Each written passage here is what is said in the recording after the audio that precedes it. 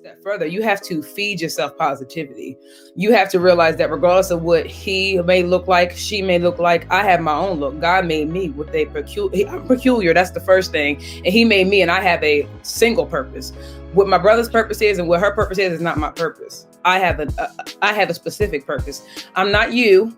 I'm not you. And that's one thing that I'm not saying that I am like the most confident person in the world, because I'm not. I have insecurities too. I can openly say that. And I have things that I deal with too that I can openly say that. But when I was like coming up in school, I didn't dress like everybody else.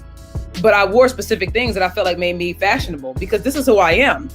The way you dress, the way you walk, the way you talk, it's a part of a lifestyle. It's not just, well, I do this because I'm trying to please the Lord. No, you should do it because you want to please the Lord.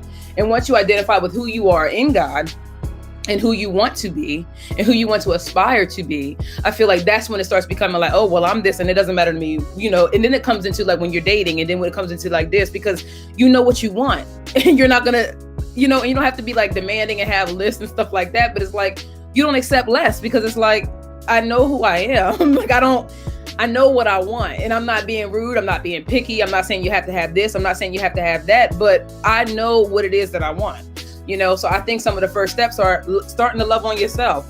Nobody give you a gift, buy yourself a gift. You know, nobody say you cute, tell yourself you cute. Just loving who you are, you know, and accepting who you are. If you are a child of God, that's who you are. If your friend is not a child of God, or somebody else is not a child of God, that's them, you know. There's a difference there, you know, and accept the difference. So I think, and I don't mean to keep talking so long, but I feel like that is like with our saved individuals when we're young or when we're older. Sometimes when it's like we're once young and now we get older, I feel like that's like a misconception. I feel like young people in church, they don't want to be different.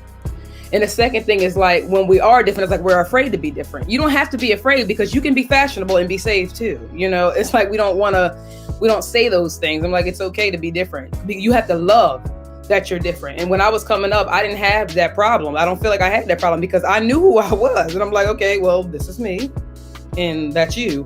Are we going to be cool or are we not?